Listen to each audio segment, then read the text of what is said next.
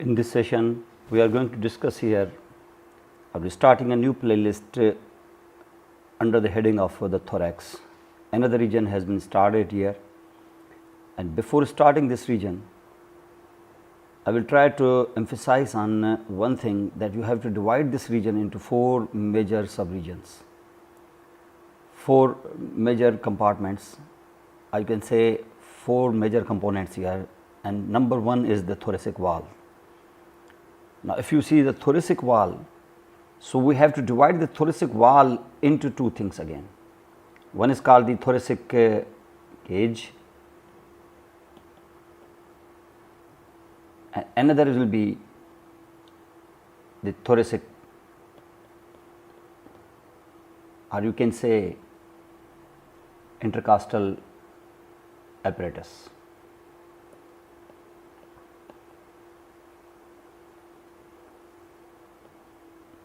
So, this will be it's called the intercostal apparatus. Apparatus means you have to do here the muscles, the arteries, the veins, the lymphatics and the nerves. So, you have to actually watch them. Now, in this first portion, we are going to discuss here the thoracic cage, means the osteology of the thorax or the thoracic wall, osteology on the bones related to the thoracic walls. Now, as far the thoracic walls or the thoracic cage is concerned, probably this is the region which has got the maximum number of bones, but almost every group of bones is identical to others. For example, we have got 12 pairs of ribs. We do not have to do all 12 pairs, means 24 ribs. We do not have to do, just do one typical rib, or some atypical ribs with distinguishing features you have to just look at. We have got 12 thoracic vertebrae, maximum number of vertebrae they are present in the thoracic region, but you have to do just one.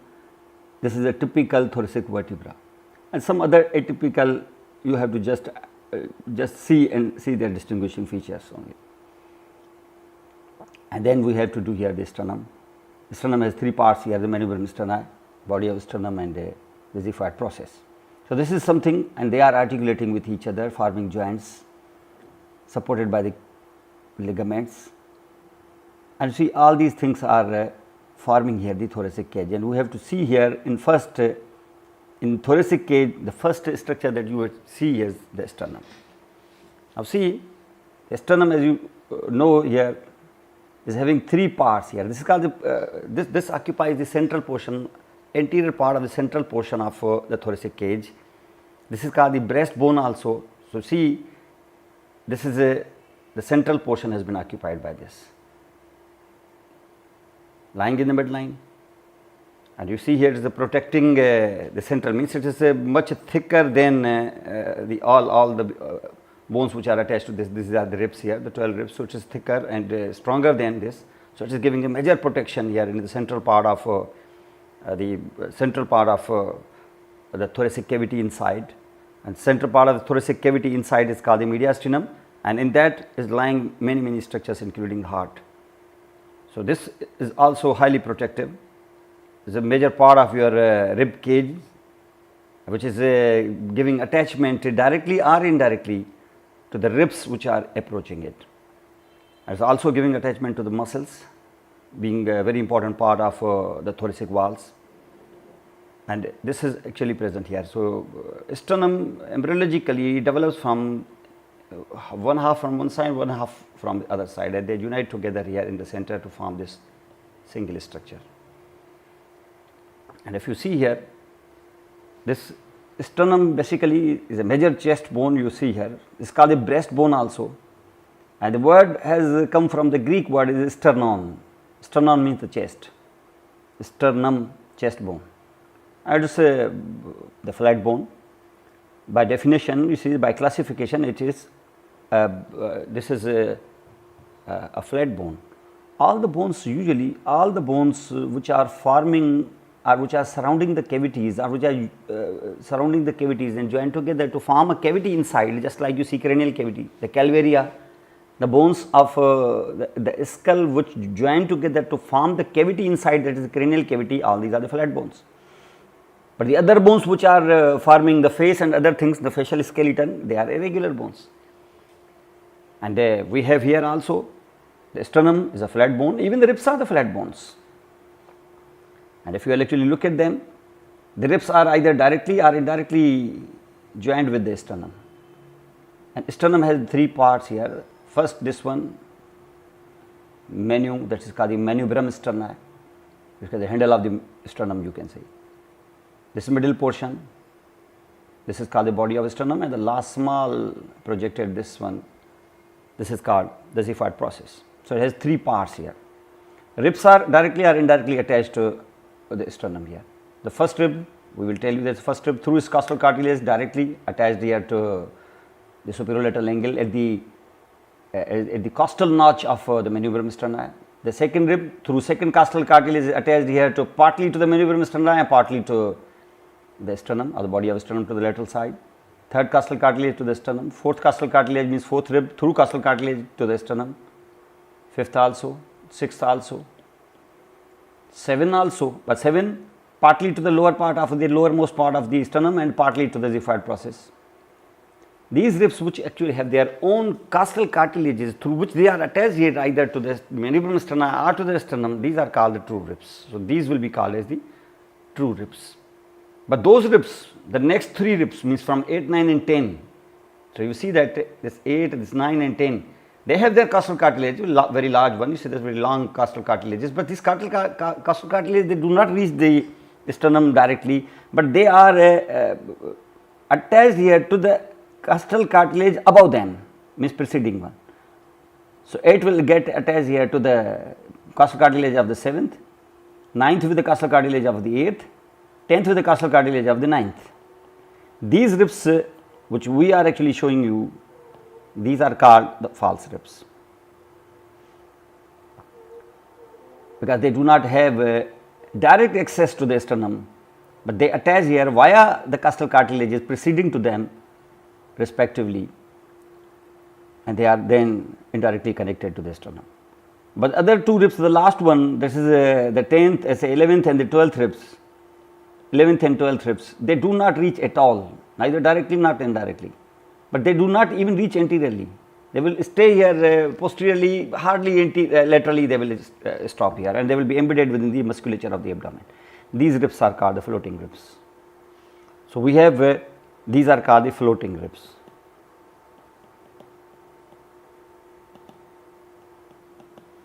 True ribs are called sternovertebral ribs,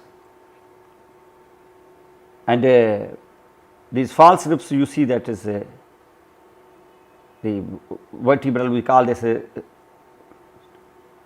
true ribs are called sterno, is starting from the vertebral column and going into the sternum, vertebrosternal.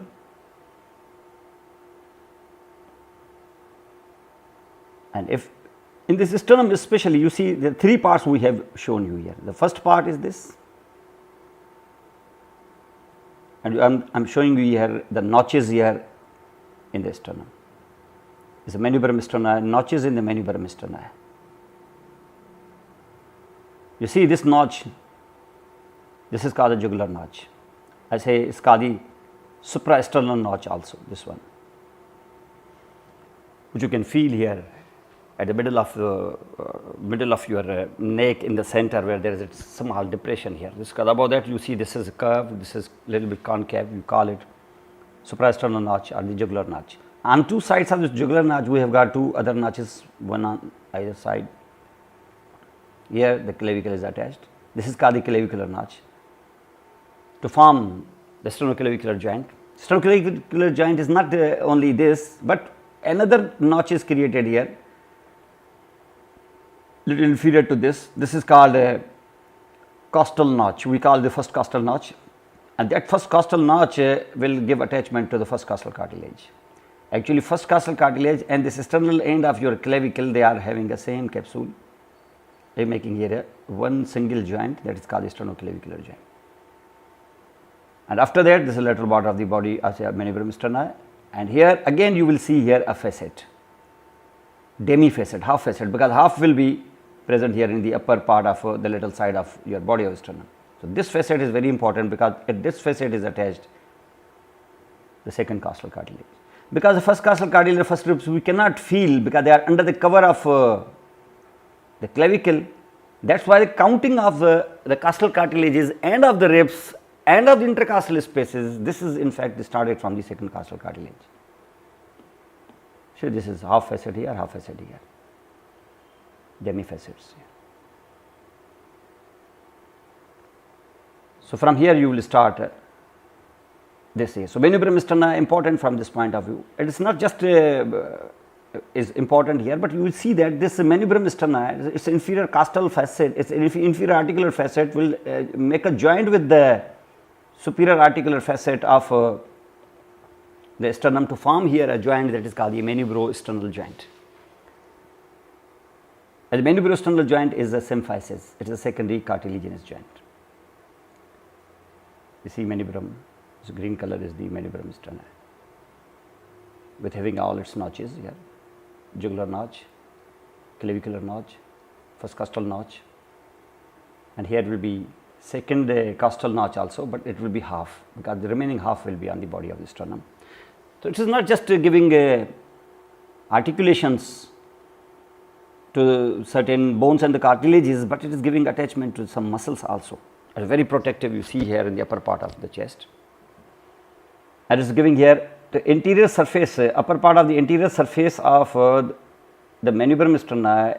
It is giving attachment to a very important muscle in the neck, that is called the sternocleidomastoid muscle, a part of it, sternal part you can say, because rest will be the clavicular part that will take origin from the clavicle. So, this muscle is called the sternocleidomastoid muscle, a landmark muscle in your lateral side of your neck here, which you can feel.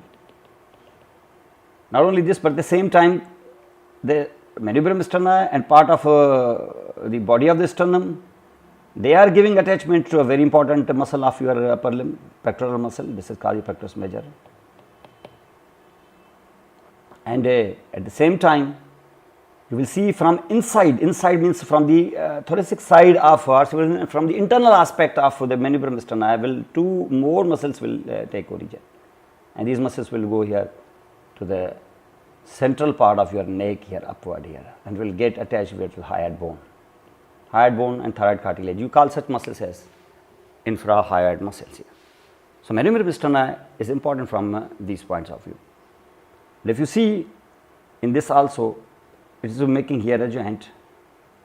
This joint is called the manubriosternal joint, and because the sternum, manubrium sterna and body of sternum, they are having a movement during breathing, and this movement will be little bit angular movement, as the angular movement is not more than 7 degrees, means it looks actually straight when it is stationary, but during movement you see that it will have little bit angulation.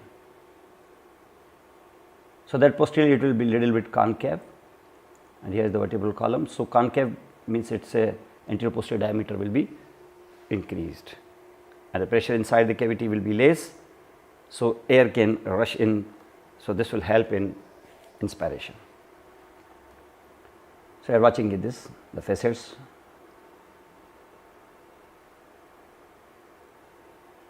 Manubrium sterna, very important part of the sternum. We have seen here the clavicular notches, the jugular notch, and then you will see sternoclavicular joint formed here. Sternoclavicular joint is not just this, but this also.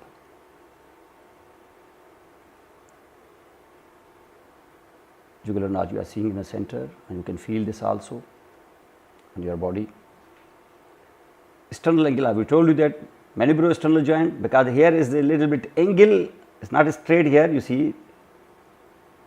So, you are watching this.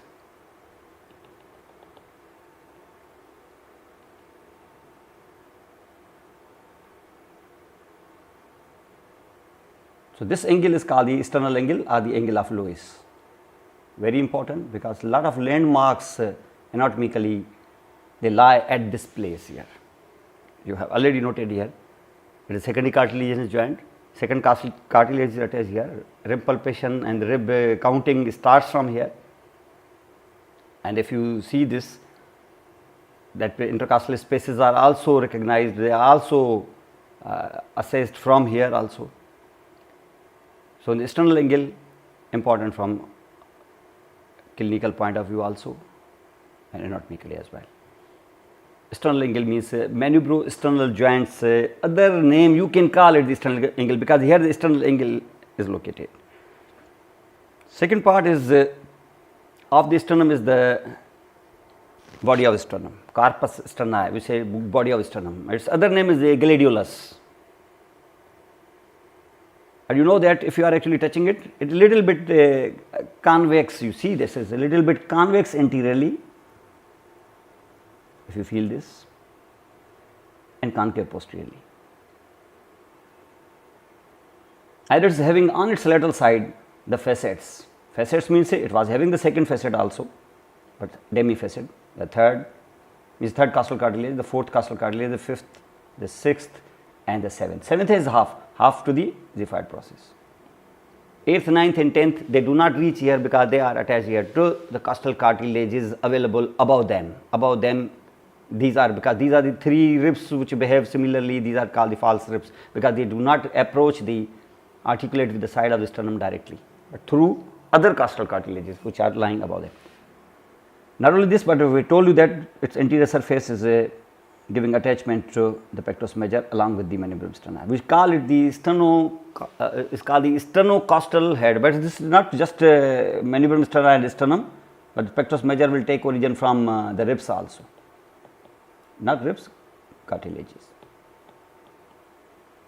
That is why we call them sternocostal head of the pectoris major, though pectoris major has clavicular head also, and now it is attached here to the humerus. This is important from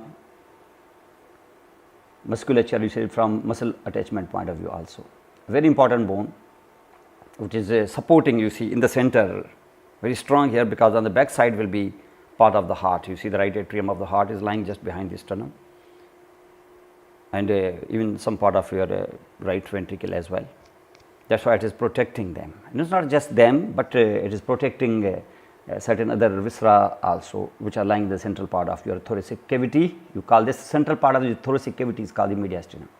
So, if for example, the heart is lying here, if you see this is your diaphragm, if the heart is lying in this over the diaphragm, it is supported and surrounded here by pericardium, fibrous pericardium that you see in heart. And this fibrous pericardium is stabilized here by the ligaments which extend from the back of the sternum in also from the back of the mandibular sterna. This is called the sternopericardial ligaments, superior sternopericardial, and this is the inferior sternopericardial ligament also. They are also giving attachment to certain ligaments to stabilize the heart within the pericardium. So, see body of the sternum here in relation to the entire thoracic cage. Articulations you are again watching. This is a sternocostal joint, costal cartilage. This is costal cartilage number 3 because this is sternal angle, and here it will be second costal cartilage. The third one, you see, third part of the sternum is the xiphoid process. This is xiphoid process you are watching, and it is having a demi-facet for the 7th costal cartilage, we have already told you. So, it will have demi-facet, you see this one, and then other demi-facet is in the side of the sternum. This is for the articulation of the 7th costal cartilage, the last two rib, because after that 8, 9, 10 they are the false ribs, they are not directly approaching the side of the sternum. And here again you can say is giving attachment to the diaphragm also, because the diaphragm will be taking origin here from the bones around them, from bones around the lower part of your thoracic cavity, the available bones from anterior to posterior. So, anteriorly the first thing is the xiphoid process. So, diaphragm will take origin from xiphoid process also, and the heart is lying here, pericardium this. So, pericardium is also having attachment to the back of the xiphoid process here. This is called the sternopericardial ligaments, inferior sternopericardial ligaments, some fibers are attached to the back of the xiphoid process. Xiphoid process very important, and we will tell you that this process which you are seeing is almost pointed here, but this sometimes can be even blunt, can be pointed, and can be sometimes even bifid also like this, and it can be deviated one way or the other sometimes is. And here again a joint, this is called Ziphisternal joint that we have discussed. And this Ziphisternal joint, because in the middle, in the central, you see in the median plane anteriorly or posteriorly, all the joints they are supposed to be, this is actually wrongly supposed, but it is supposed to be secondary cartilaginous joints. Because most of the joints, because in the midline, because symphyses usually lie in the midline, so all the joints which are lying in the midline, in the median plane, they are rightly or wrongly they are called the symphyses. Like you see in the mandible, if you watch the mandible, if you touch the central part of the mandible, mental or the chin here, two parts of the mandible from left and right they join here, and we think it is the joint. And the joint means it is in the median plane, that is why we call them symphyses, secondary cartilaginous joint, we call them symphyses menta, but it is not true. Here is not a symphysis actually here is no joint even. The two parts of the mandible they are fused here to form this band here, this is called the genu of mandible, or you can call it the mandible is called here this genu of mandible, but you will never call it the symphysis menta because there is no joint at all, let alone symphysis, there is no joint altogether. But here from, if you are coming here in the central part of your neck, you are coming here at the jugular notch, then you are to the anterior surface of manubrium sterni, then the joint comes. You see a ridge will come here, a thickened ridge, transverse ridge will actually come here. You feel here under the skin. This will indicate the manubrium sternal joint has reached, and this is now a secondary cartilaginous joint, a symphysis, a very much symphysis. And then you are coming here to the body of sternum, again a joint comes. Because when the Ziphoid process comes, you see the joint is there, it is called the Ziphisternal joint, but this is not a symphysis. This is primary cartilaginous joint, this is cartilage, hyaline cartilage, and here is the bone here. You see this is synchondrosis, this is not symphysis. But after that you will come here under the abdomen, and when you reach to the symphysis bone here, in the hip bones here, two bodies of the symphysis joined together, very famous symphysis pubis, pubic symphysis. So they are lying in the midline, and behind also we will tell you later that behind, even posteriorly also, in the vertebral column is there one vertebra, another vertebra, and you will see the two vertebrae are there, and if two vertebrae, these are their articular surfaces, hyaline cartilage they have, and in the middle you have got the fibrous tissue, fibrocartilaginous disc. So what is this? Intervertebral disc, a very good example of symphysis. In the middle bigger portion being the fibrocartilaginous, a fibrous, and the articular surface is covered with the hyaline cartilage, we call this joint as a joint, this is called secondary cartilaginous joints, we call them symphysis. If for example, if you think that if this fibrous tissue would not have been formed for example and would have remained full hyaline cartilage like this, then you will call such thing as the primary cartilaginous joints, which surely is not present in the vertebral column, but this is present here, here this is present, costal cartilage, hyaline cartilage, here this is a bone, and here rib is the bone. So this is the bone, this one is the bone, in between is the hyaline cartilage, very much primary cartilaginous joint. And same is the case here, hyaline cartilage here, even some part will be bone, will get ossified here. So hyaline cartilage here, tip will be bone, okay, here is the bone, primary cartilaginous joint. In your young bones also, you have seen here, this one epiphysis, this is diaphysis, in between we have got epiphyseal plate which is a hyaline cartilage. If this is hyaline cartilage, epiphyseal plate, so here bone, hyaline cartilage, and close to the hyaline cartilage you see that is here total it is hyaline cartilage, you will call this one as primary cartilaginous joint in the young bones here, bones before the fusion of the epiphyseal plate in adults. So these are some examples of the primary cartilaginous joint. So this one is the primary cartilaginous joint also, synchondrosis, and here this is this Ziphoid process will remain, it is cartilage, but with the time it will ossify, and within 30 to 40 years you see that entire Ziphoid process will be converted into bone. Now the body of sternum in Ziphoid process will look one bone here, we do not have joint at all. This is what we call here the Ziegfeld process. So, these are the parts here in the chest bone, you call them the this is breast bone portions here, you call them the sternum. Now, as far as the clinical correlates are concerned, you see very important bone in the central part of your chest thoracic cage here.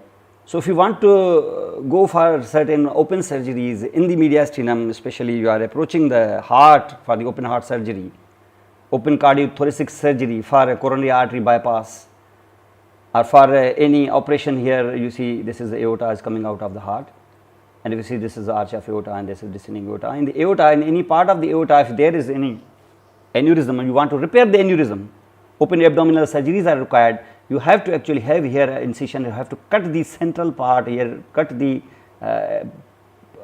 longitudinally cut the sternum into two halves.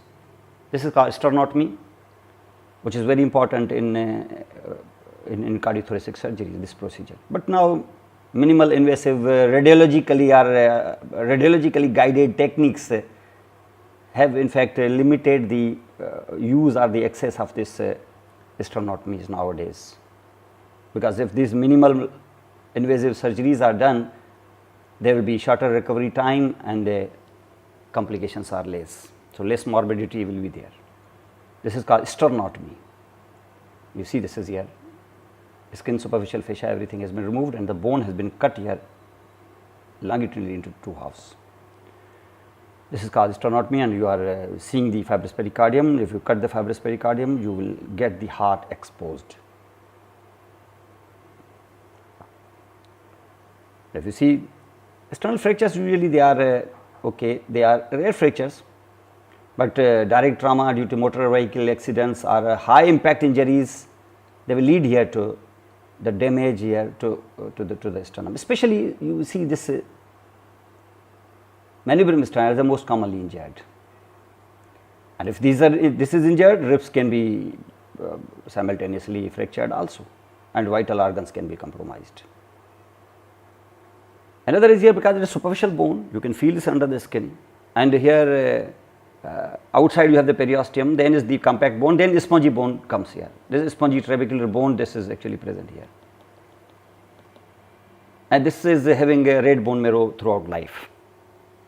So, especially this red bone marrow, you can take the sample of the red bone marrow for pathological analysis here. This is called the bone marrow biopsy. This can be accessed here, this can be extracted from either the sternum or from skull or from vertebrae or from iliac crest. And surely rarely the skull is used and rarely the vertebral column will be used, because these are very vital nervous system organs are lying underneath them. We can use two things very easily. One is the iliac crest, which is subcutaneous, and then the sternum. So, bone marrow biopsy through this long needle you can actually recover. But when in obese and overweight person, when the iliac crest cannot be palpated, it cannot be accessed easily, sternum is very easy, and from manubrium sterna you can actually extract it here in obese and overweight person where the iliac crest cannot be accessed. We are seeing here bone marrow biopsy in many diseases you will have to take here.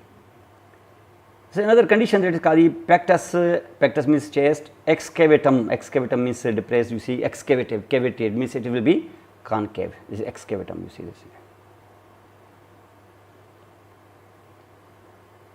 This is a funnel shape, we call the funnel chest also, sunken central part of the chest. This happens in certain diseases where there is a protein, say collagen formation is congenitally defective, it is called the Marfan syndrome. There is any collagen, another defect is called the Ehlers-Danlos syndrome. These are two major syndromes which will lead to this problem. This is called pectus excavatum, this is a funnel chest.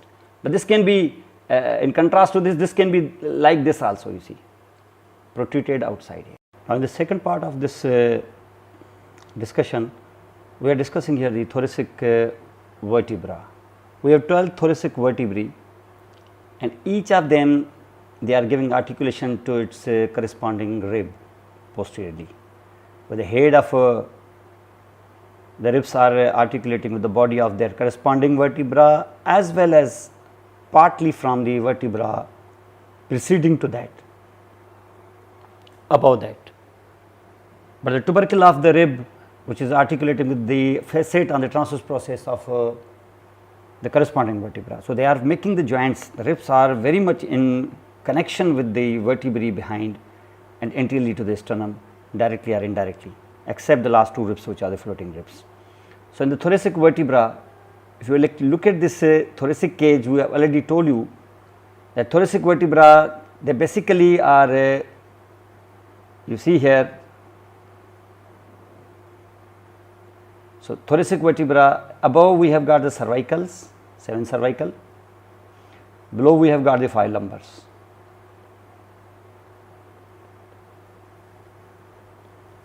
So, we have got here 7 cervical, we have here 5 lumbars, and then we have the sacrum. So, it is sandwiched between the cervical above and the sacral say lumbar below, and each of them, they are connected with each other by means of this symphysis, that is the intervertebral disc. And if you will actually look at them, the size of the thoracic vertebra from above downward, it is increasing in size. If it is larger here, so this will be smaller, this will be larger, the next will be much larger than the previous, more larger, more likewise here the lumbar and this next second lumbar here, they are getting progressively, they are increasing, because the weight above each of them will be greater than the previous one, you see. And if you look at the thoracic vertebra, you see this is thoracic vertebra, watch it here, cervical they are smaller, but they are increasing in size, but when they are thoracic here, they are increasing also. You see the first thoracic and you see the last thoracic, and you see lumbar also, you see the first lumbar, you see the last lumbar. So, they are increasing in size because the weight is increasing from above downward, the weight is increasing. So, they have to sustain the weight because it is a weight bearing. See from behind, the thoracic vertebrae you are actually watching here, and you are seeing here that the thoracic vertebrae here, the tip of the transverse process. So, the tip of the transverse process of all vertebrae, corresponding vertebrae, they will articulate with the tubercle in the rib here. So, this is the tip of the transverse process, and you are having here the tubercle of the rib here. So, they are making here a joint. This joint is called the costotransverse joint.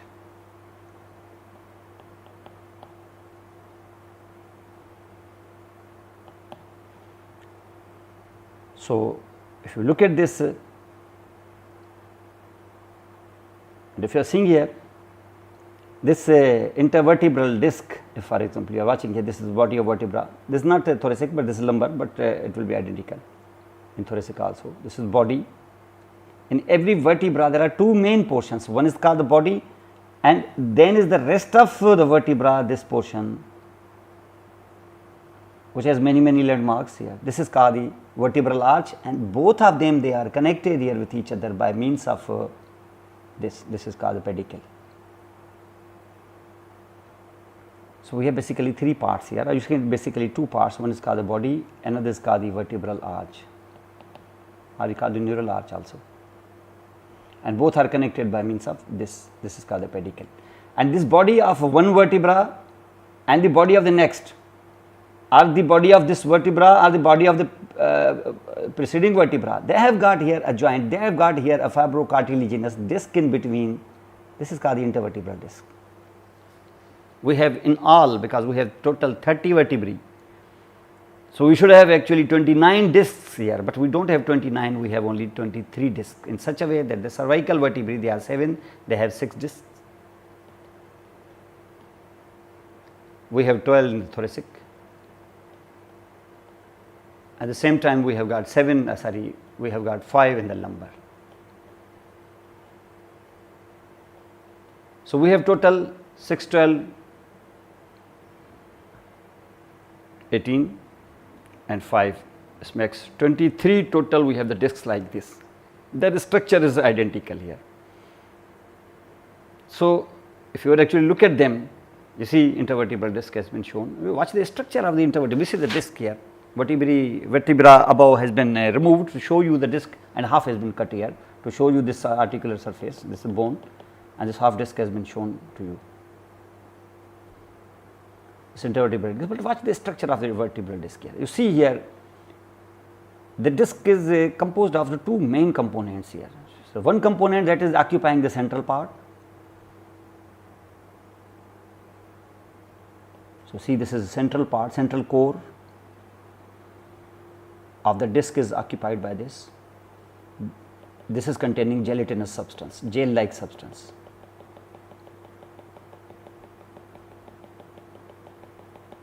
And this is called,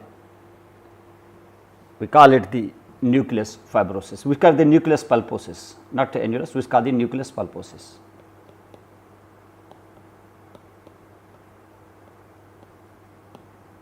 This is called the nucleus pulposus. This is derived from the notochord. If you remember, embryologically its derivation is coming from this is a remnant of the notochord. This is present in the central part of the intervertebral disc, but the same will be present and passing through the body of the vertebra, then it will be passing through the central part of the next intervertebral disc, then this is the next body of vertebra. So, it will be just like a iron bar, you can say, the gelatinous bar that is continuously passing here from throughout the entire vertebral column. This has provided actually the foundation at a central axis for the arrangement of the vertebrae. This is called the nucleus pulposus. But at the same time, you see that it is not just nucleus pulposus, we have another thing also that is called annulus fibrosus. This is annulus fibrosus, means this nucleus gelatinous substance has been surrounded by the fibrous tissue all around it in form of layers. You see.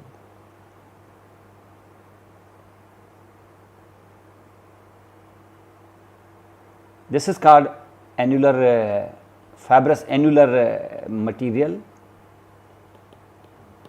This one is called annulus fibrosus. So, disc is actually formed by this. And sometimes you see that when there is any pressure here from due to stress or overweight or here, when the pressure is from upper vertebra to this, for example, intervertebral disc, this annulus fibrosus it gets cracked. Means it is, you can say it is broken. You see, it's like this.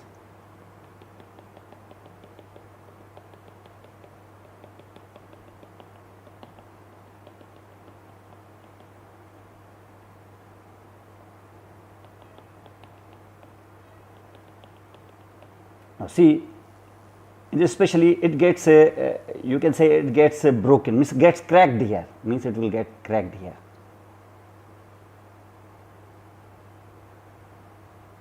So, here is a crack, means this is gone, means it will be like it is cracked here. When it gets cracked here, so the gel which is present inside, it is leaked from here. But through this crack, this gel gets leaked here. Just like in a toothpaste pack here, you see the toothpaste cylinder, inside is the gel, outside is the foil coating here. If you will actually break the tube, you see the gel will come out in the middle. So, the gel comes out in the middle. Actually, this is called the herniation of the disc. It is not the entire disc gets displaced here, this is a crack in the annulus fibrosus that will cause here the leakage of the gel between this cracked spot here, and this comes out here. Comes out means because it is lying there inside, you see here is the body, and here is lying. So, you see inside is the vertebral canal. So, this will compress the structures within the vertebral canal. The spinal cord or the nerve roots which are emerging out of the intervertebral foramen, they will be compressed here, and you will have the referred pain or you have a motor activity problem. So, this is called the herniation of the disc, herniation, slipping of the disc. This is because of the crack in the annulus fibrosus leading here to leakage of the gelatinous substance. It is a leakage of the nucleus pulposus. This green color is the nucleus pulposus, and this white color is the annulus fibrosus. This is the disc and is forming here a kind of again a secondary cartilaginous joint. Now, look at this vertebra various parts now. any vertebra, it's not just this, but any vertebra. We told you that it has got two parts. One part is anteriorly placed, this one. This is called the body. In any vertebra, here also, but here the body, usually you see that the body is almost, you see, heart shaped.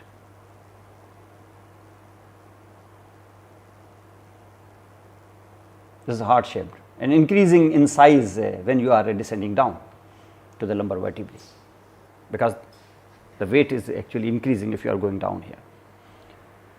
This is called the body, and the rest of it will be, you see that rest of it will be, except this portion small, rest of this which you are seeing like here, all this is called the vertebral arch, or you can call it the neural arch also. But both are connected by means of this structure, this one. These are called the pedicles. So, one thing is the body, another thing is the vertebral arch, and connecting both of them is the pedicle. So, body, you are seeing this green color. If you look at the body now, you see here, if you are looking at the body, the upper part of the body, just when the body is finishing here, in the upper part it will show you here a facet. This is the facet which is giving articulation to the similar facet on the head of the rib here. This is called superior costal facet.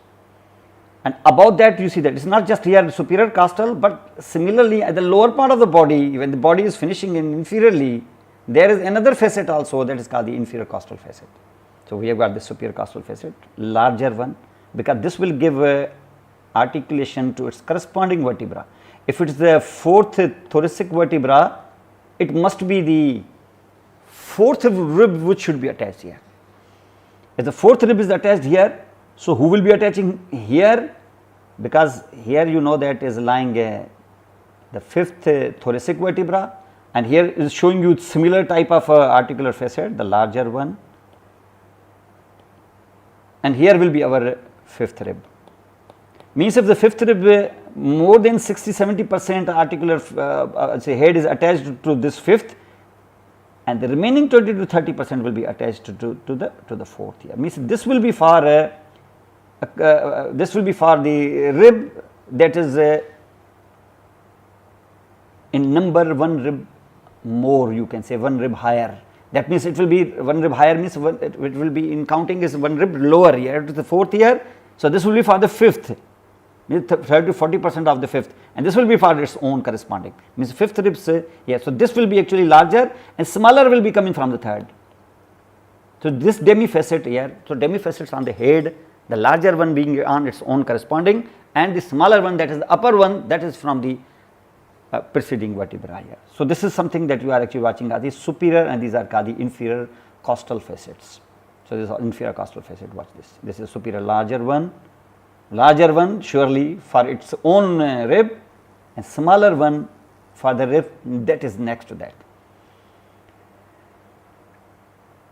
And if this is for example its own rib, so this rib's smaller portion, this comes from the preceding one. So, here will be for example, if it is a fourth, so this will be for the fourth and this will be for the fourth, and here this will be from the third vertebra, and here is the fifth, and fifth has got large area. So, this will be for the fifth, and here this will be for the fifth rib. These inferior costal facets. So, in the body you should know that its articular surface for the intervertebral disc above, intervertebral disc below, and it has got these two articular facets as a costal facets. Then we have already told you this green color, this is called the pedicle, joining the vertebral arch with the body here, and body has got this, you see already, superior costal facets. These are called the pedicles. Now, after the pedicle, you see after the pedicle neural arch comes, and in the neural arch the major portion is this.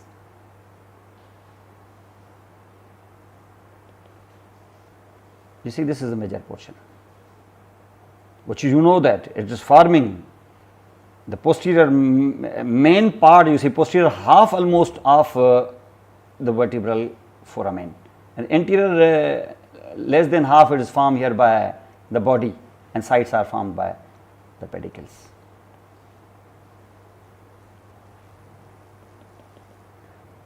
So, the bony part of your vertebral canal has been formed here, and inside is lying the spinal cord along with the meninges, and surely blood vessels also. So, you call this as the lamina. But you see the lamina comes from left side and from right side. This in most of the cases, almost all of the cases except the first cervical vertebra, they join together, fuse in such a way, they will go behind, and actually half of the lamina sacrifice itself to become a single structure that will project behind here. This is called a spinous process.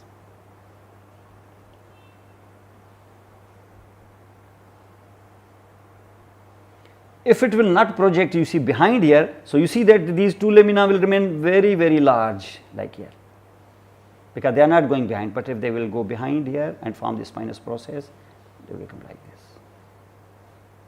So, lamina will compromise its length, and here lamina, if it not compromising its length, it will open up, so it will become like this.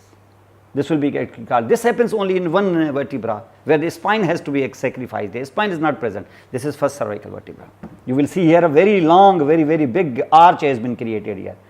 This is called the posterior vertebral arch, but this is in case of first cervical vertebra. Here in all the vertebrae, in many you see in all 6 cervical vertebrae, and then in the all thoracic, all lumbar, we have this spine available obviously. This is called spinous process, but this is called the lamina. But the lamina is important in such a way that when the lamina finishes here, from the lamina above, the two processes emerge here, and these processes will have articular facets which will be directed posteriorly. These are called the superior articular processes. These superior articular processes will articulate with the inferior articular processes of the preceding vertebrae. If it is the fourth thoracic vertebra, these two will articulate one on either side with the inferior articular processes of the third thoracic vertebra, and that joint is called the zygapophyseal joint, because these are called the zygapophyses.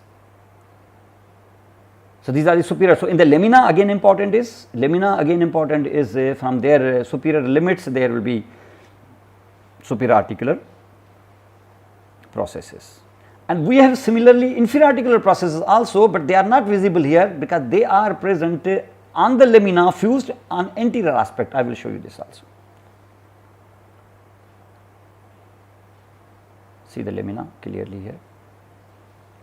Part of this of the vertebral canal will be formed by the pedicles, and most of it will be formed here by the inside of the body. You see the circle has been created, and here is lying the vertebral column. Here is lying your spinal column. This was a lamina. The spinous process already you are watching. The spinous processes, you see they are pointed and they are oblique here. They are not horizontal, they are oblique in such a way that they will be actually hiding at least 1.5 spines. You see 1.5 spines below even this spine, and when half of this spine will be this one vertebra and other vertebra half, at least 1.5 vertebra will be hidden by this obliquity of the spinous processes. This is one of the distinguishing feature. This is spinous process, and you are watching the spinous process, and now if you look at this and you are looking at this, because this is body, so this is anteriorly placed. I say it is facing anteriorly, this is facing posteriorly.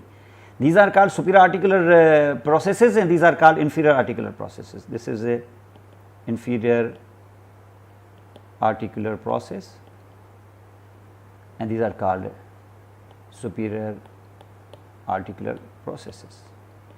Means they both, and at the same time from lamina is emerging your spinous process. You see two processes related to lamina, two processes related to lamina 4, fifth is the spinous process, and a pair will be the transverse processes also. One is showing on this side also.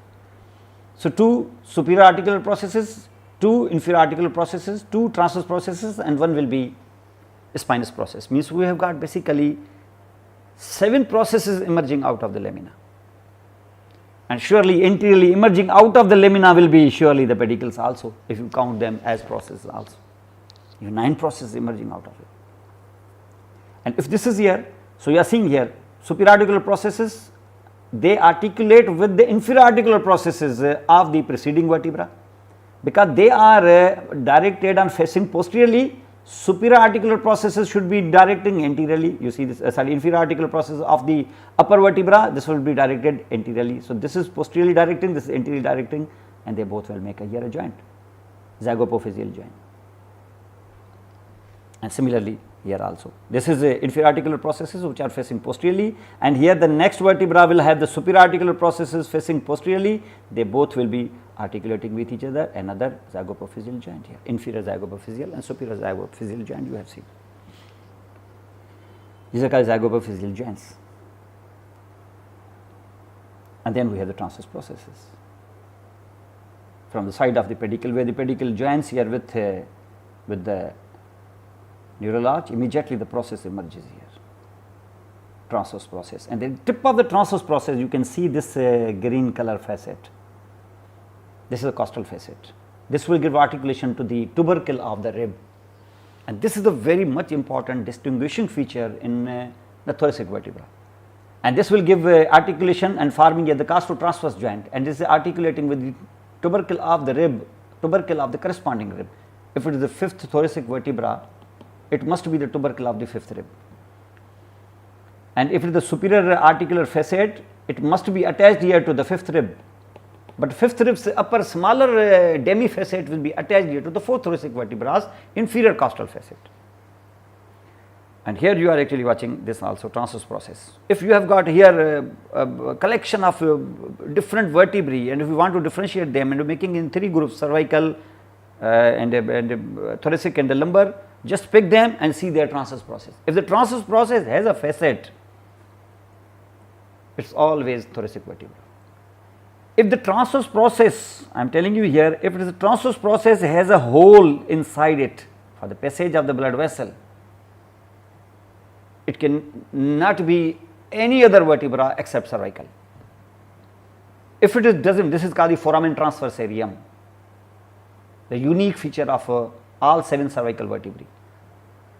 And if it is called the 7th, if we have got it foramen transversarium, it is cervical. If it is got the costal facet in the tip of transverse process, it is thoracic. If it does not have any of these 2, it must be lumbar. And sacrum, you know that already is a single piece, there is no confusion in it.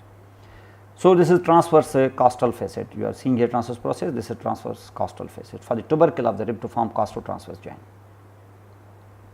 Superior articular we have shown you here, and the inferior articular processes.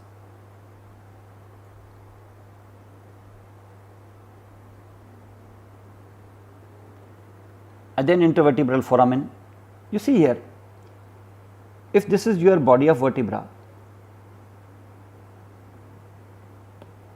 you have this body, and if you are looking at your body, you see the pedicle is coming from posteriorly. If the pedicle is coming from posteriorly, pedicle is actually attached to the body in such a way that is occupying or is attaching and using only the part, you see hardly 50%. You see here,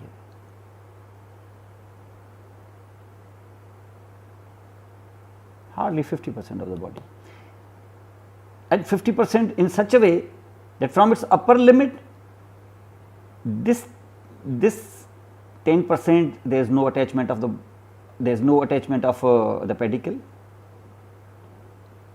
this 10%, and this 40% is also no attachment.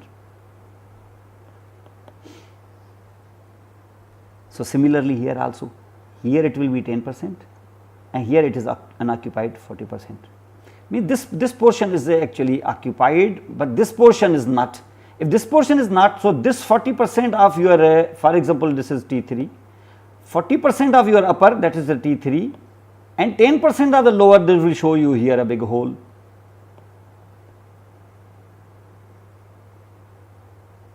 This is a foramen between the two vertebrae, in which the bodies of the upper and the body of the lower.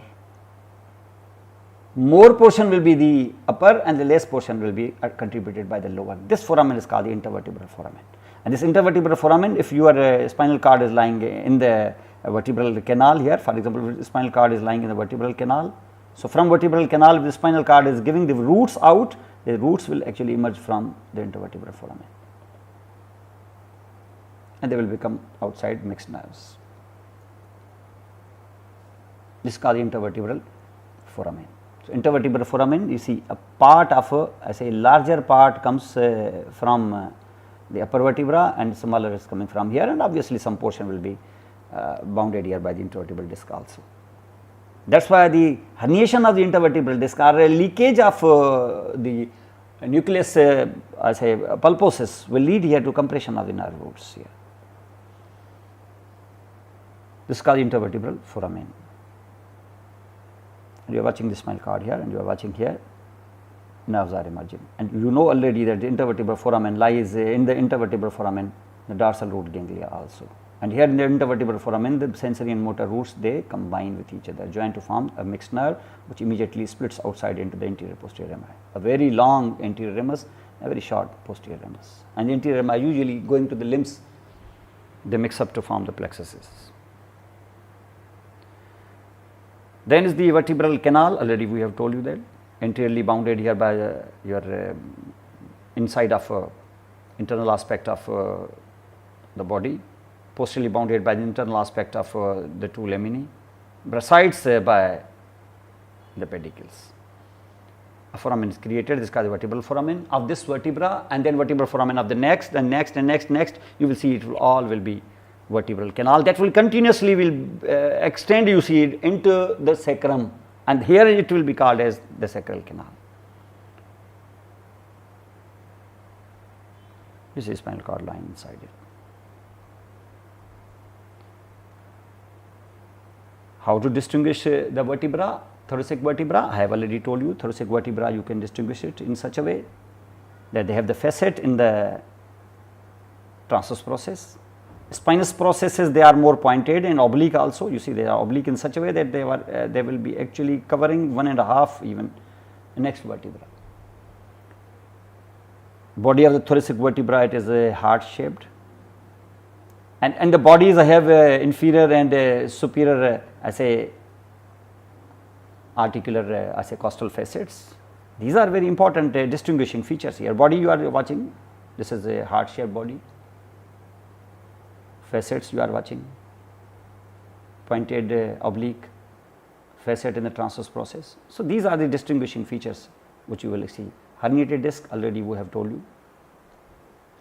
This is the annulus fibrosis, crack, and fibrous tissue as a nucleus pulposus comes out, and it will compresses the nerve roots. Various parts of a disc you are actually watching here.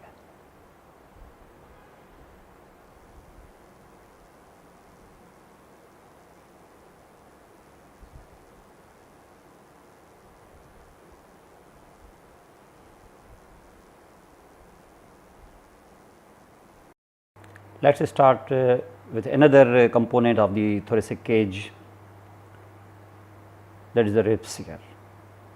We have 12 pairs of ribs, 12 pairs of ribs which are anteriorly connected to the sternum and the manubrium sterni, body of sternum and manubrium sterni, and posteriorly they are having joints at the different places with the corresponding or to the adjacent vertebrae.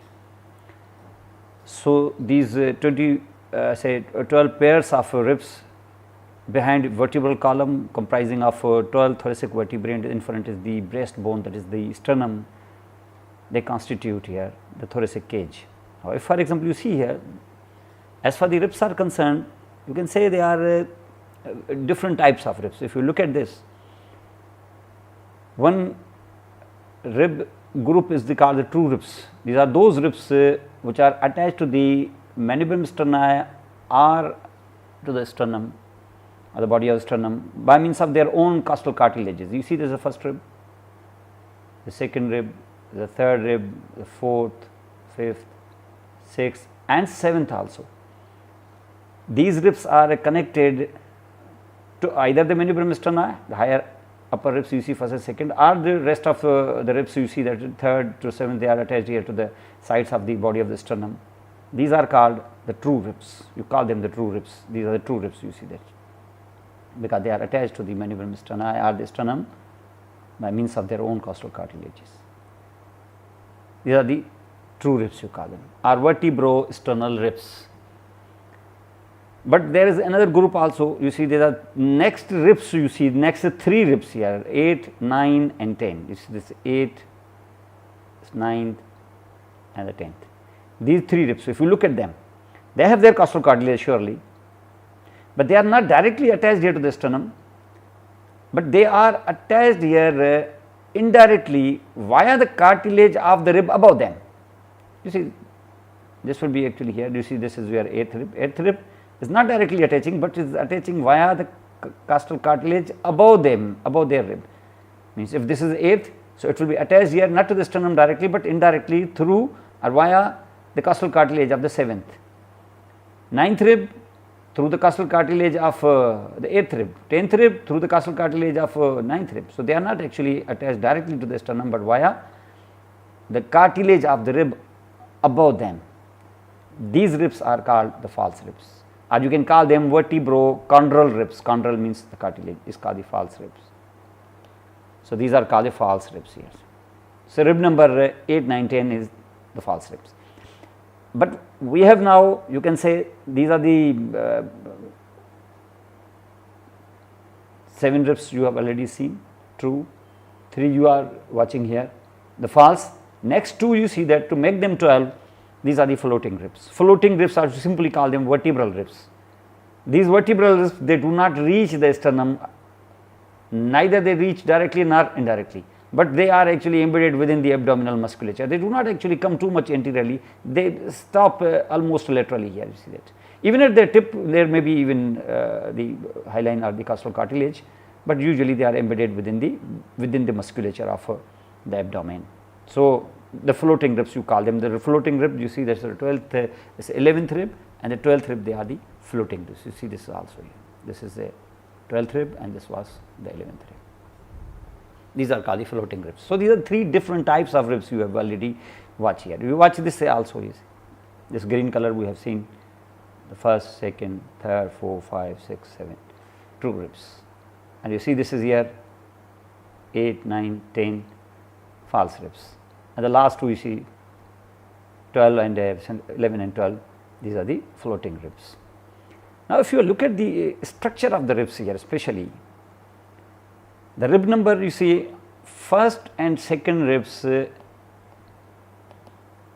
these are atypical, and also if you actually go here to the 10th, 11th and 12th ribs, these are atypical ribs, means they have got a little bit different characteristic features here, which is not present in a typical rib.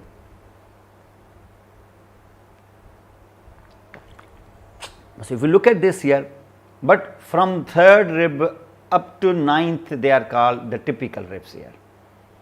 So, typical ribs are 3 to 9. So, if you will actually study only one of these ribs here, the rib structure is supposed to have been done. Now, if you are looking at this first rib, this is the widest and the shortest of all the ribs here. See this here, different from all the ribs.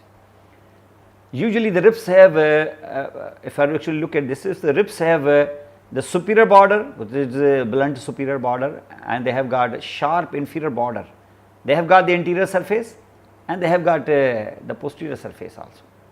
So, inner surface you can say, inner means from inside they are having toward the thoracic cavity, and this is the surface under the skin.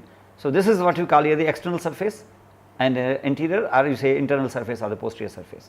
Superior, we have got this superior blunt border and sharp inferior border. This is in typical ribs you see. But in case of the first rib, it is totally different. They have, so the first rib, if you actually look at this first rib, you see the first rib has got the inner border, and is the outer border. and it is the upper surface and has the lower surface. So, it has upper surface and lower surface, it is the inner border and the outer border. This is not actually present in any other ribs. So, the first rib is important from this point of view. You see, in the first rib, for example, if you look at this first rib, we will come to the first rib later, but we watch here first the various parts of a typical rib. Now, in the typical rib, if you see here, posteriorly it has the head, then you see its neck, head, then you see its neck, then you will watch the angle, you will watch here the body of the shaft, then the tubercle is also there. So, various parts of the rib you will see. The first of all you will watch here the head here. If you look at the head and see, if you look at this head now, head lies posteriorly, and posteriorly means it articulates with the vertebra. With vertebra, because the head has basically two articular facets. If you look at this head will have the two articular facets. You see, is a larger one will be the lower and smaller one will be the upper. It has the two articular facets, the larger you have seen also and smaller also, and both of them are separated by means of a small ridge of the bone that is called the crest of the head. So, this is called the head, and head articulates posteriorly with the vertebra, and vertebra in such a way that if you have got the two vertebrae, if for example this is now my fourth rib. So, if the two vertebrae are lying there on the back side, you see this fourth. So, this vertebra, it is the fourth vertebra, this is the third vertebra, this is T3 and T4, the third vertebra. Third vertebra, if it is the fourth vertebra you are watching, it has got the superior articular facet, costal facet, and it got the smaller inferior also. Similarly, here a larger superior and smaller inferior. This indicates that here the head of the rib is actually attached, as a making here a joint. You see, here the head attaches, so makes here a joint. Because the larger part being the lower, so the superior articular facet of the fourth, because this rib is basically, it is the fourth rib. So, fourth rib, its larger portion will be the superior articular facet of its corresponding vertebra, and this demi facet or the smaller one, it will be accommodated by the lower articular facet, which is the smaller one of the preceding rib here, is the third rib. A joint has been created here. This is called the costovertebral joint.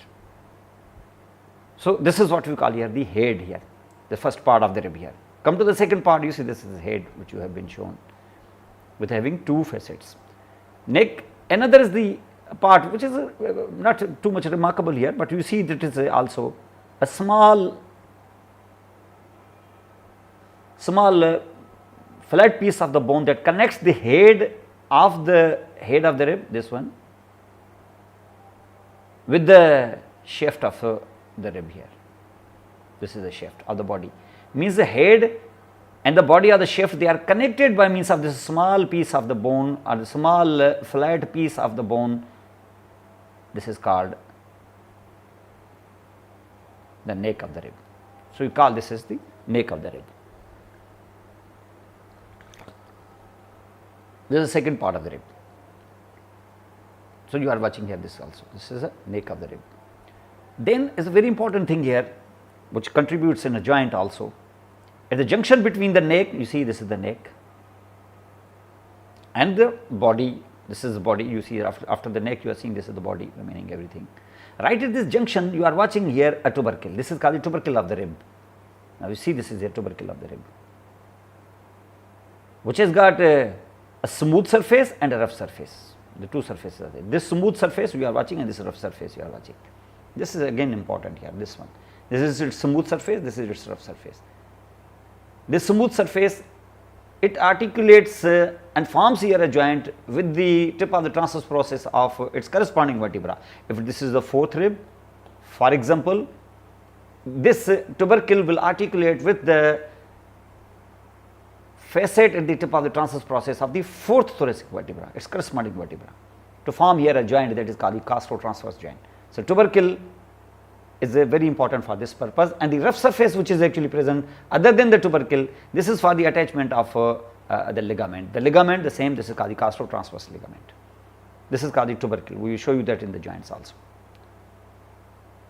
And then you are watching this also, tubercle, smooth surface for the articulation with the costal facet at the tip of the transverse process of its corresponding vertebra, and then this will be its rough surface for the attachment of a ligament that is called costotransverse ligament here. This was the tubercle. Then is the angle. After the tubercle, you see after the tubercle and its attachment of costotransverse ligament, there is a sharp curve. This curve is called the angle. Angle of the rib. Angle of the rib, you see, it is the most, I say, weakest part of the rib is the angle, not the neck even. This is the most weakest part, and you see this is the most important part that undergoes fractures in an impact injury, not in a direct injury. In direct injury, any part can be fractured, but in an impact injury, if there is a trauma from outside here, usually the part of the rib that fractures most, it is the angle, or the part a little anterior to the angle where there is a maximum curve. This is called the angle. This is the fourth part of your rib is the angle. You see this green color, this is an angle. Then you come to the shaft. The curve becomes most prominent, you see, at the costal angle, and then this will make here a body, and the body will end here at the last point. You see this body will end here, and here usually you will see that it will be cup like costal, it's a cup like structure. Our body ends into a cup, or with a cup here. You see this will be like you see it is a concavity is there, you see. This ends here, and from here will start the costal cartilage.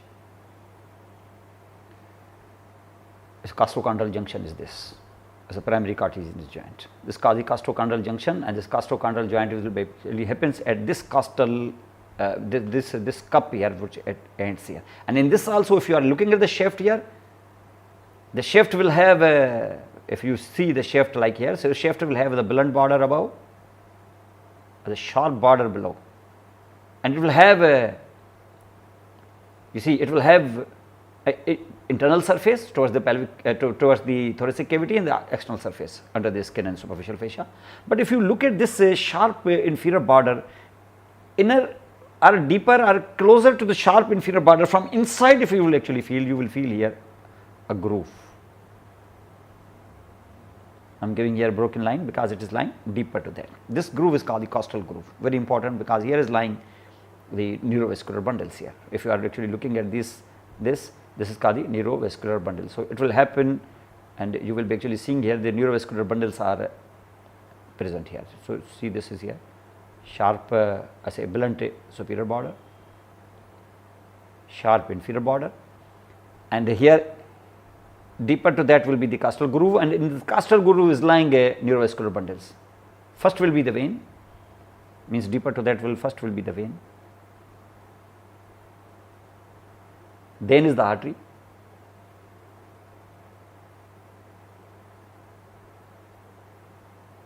and the last will be the nerve.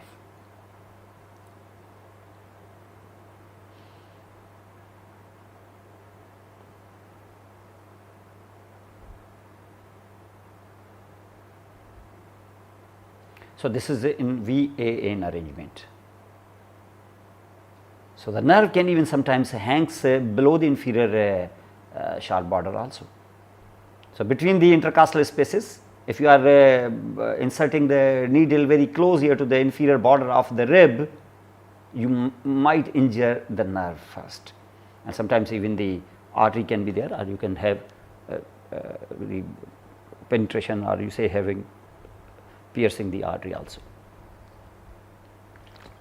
If the artery or nerves, they are not well accommodated in the costal groove, if it happens. So this was the shaft you have seen here. So after the shaft, you see this all 5 parts of the ribs you have seen, their surfaces, borders, etc. They will be very important in the attachment of the muscles. So you look at now the atypical ribs, like the first rib. You see the first rib is the shortest and the widest rib. You have already noted here, difference here will be, it has the inner border, it has the outer border, head is there, but the head will have only one facet. It is not having 2 demi facets here.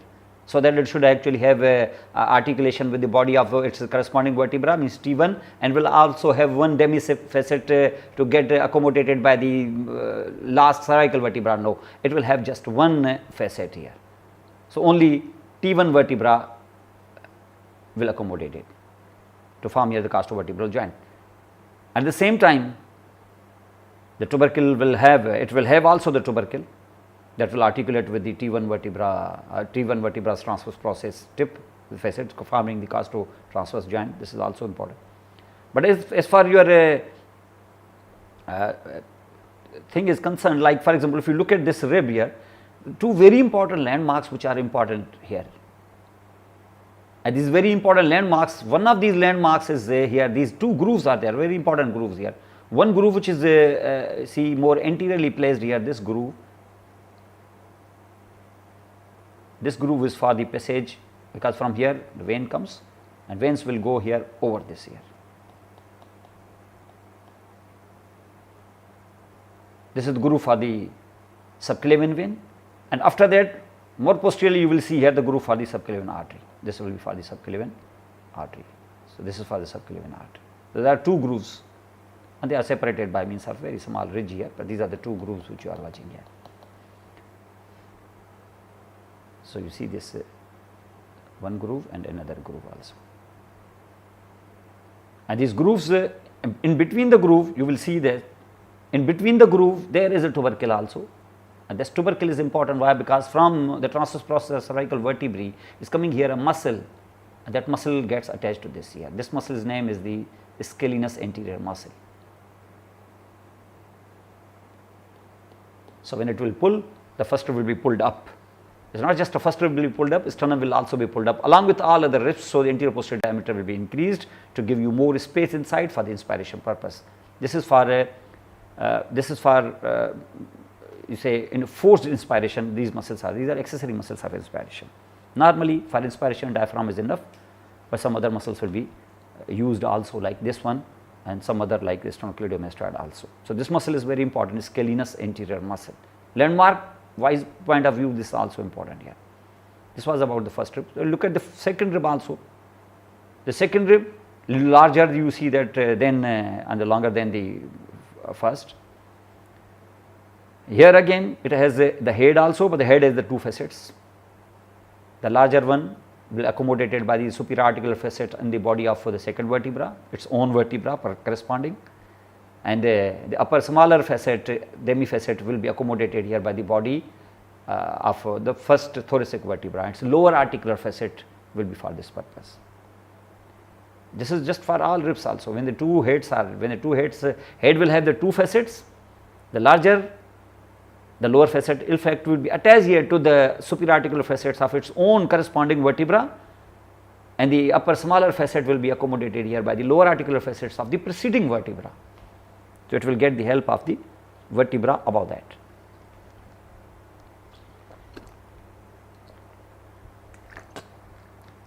Longer than the first, I will already told you that.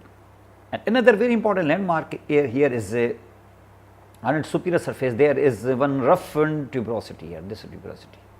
This is for the attachment of the serratus anterior muscle. This is important here because all the ribs in fact will give attachment here to the serratus anterior. The serrata, these are the digitations here. So, all they will get here behind to get attachment to the scapula. So, this is second rib you have seen here. Look at other atypical ribs 10, 11 and 12. So, it is 10, 11 and 12. These ribs again very important. In a sense, this is 11th rib you are watching. They have also one facet which will be attached here to the costal facets on the body of their corresponding vertebra, and 11th and 12th ribs already we have shown you. These are the floating ribs and they are embedded in the musculature of the abdomen. And these ribs do not have one thing very important here, that these ribs do not have a costal, do not have the tubercles. So, costotransverse joint is not present in the last two ribs, it is present in all others. Even you see this is a tubercle present in your second, tubercle present in your first, but in this last two the tubercle is not present.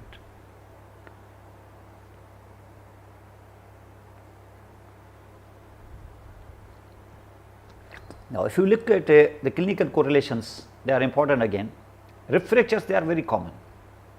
If you look at this here, in children usually the ribs are less commonly fractured because of their elasticity. They have got a lot of elastic substance, elastic tissue in their ribs. So usually they are pliable and they will sustain the stress or trauma from outside, and they do not fracture most commonly. But because they have elasticity, the chest wall will become a thoracic cage in children, it will be more pliable.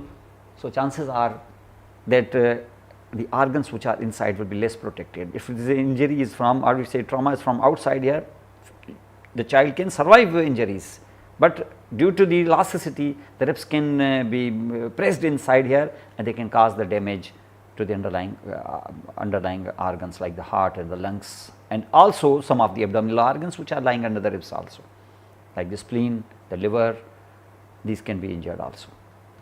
So in children, they can survive, they can sustain the injury and they can survive the fractures, but due to the pliable structure of the chest, they can have their important vital organs having some problem here. Again, but with increasing ages, you see, with the increasing age, you see rib cage becomes more rigid.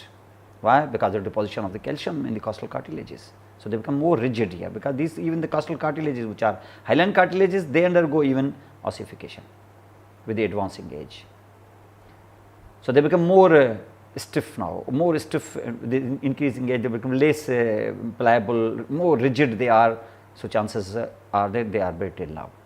The ribs then, and I have already told you that the weakest part of the ribs, which usually fractures most, is the most interior, I say interior part of the angle, or you can say the angle of, at the angle you see where there is a immediate curve is there, you see the angle of the rib is the most important, the weakest part and the brittle part of the rib is this. And here especially you see the middle ribs here, so from 5, 6, 7, 8, 9, so middle 6 ribs especially, they are see from 5 to 10, you can say from 5, 6, 7, 8, 9, 10 means 6 ribs, they are most prone to get the fractures here. The reason, because they are less protected. Upper 4 ribs, they are more protected, especially the first rib, you know that this is under the cover of the clavicle, so it is protected, natural protection. Then the second, third and fourth ribs, because they are under the cover of the pectoris major muscle, very thick and bulky muscle here, so they are protected also. But the lower ribs, they are here, like I already told you, these are less protected, that is why they are most commonly fractured here. And because even the 11th and 12th ribs, because they are the floating ribs, they move with the force of the impact, usually they are also saved, because they move with the earth, because they are flexible, they are movable, because they do not have a joint anteriorly with the sternum. That is why with the impact of the force impact they are moving. So because of this flexibility they survive.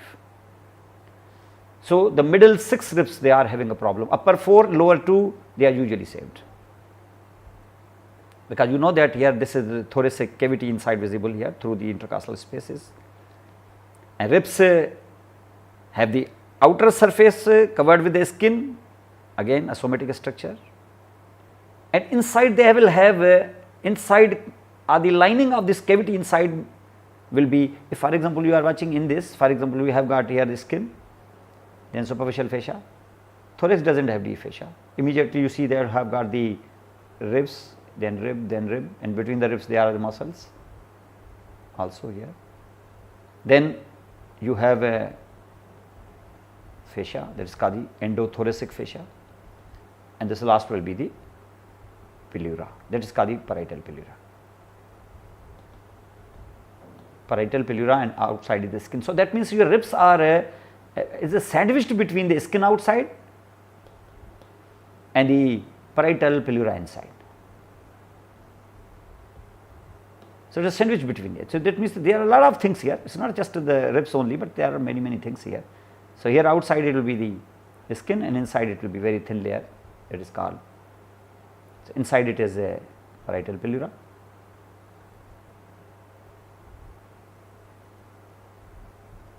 and outside it is the skin, and between we have the ribs. So, if for example, if the ribs fracture, so the jagged ends or the fractured ends can be protruded inside here and can cause the rupture of the pleural, rupture of the parietal pleura. And because this is the parietal pleura and inside is the visceral pleura, there is a space that is called the pleural space. So, if there is injury from outside, so the air from outside can rush into and will fill this space. This is called pneumothorax. Why the pleural space is opened here? The reason is that because this jagged ends of the fractured ribs cause the rupture of the parietal pleura. Means the rupture of parietal pleura is there. So, you see inside you have got the visceral pleura and this has been opened here. So, air from outside, obviously there is a cut in the skin also, with the pressure the air enters inside and this space will be filled here, positive pressure and lungs cannot expand. This is called the pneumothorax.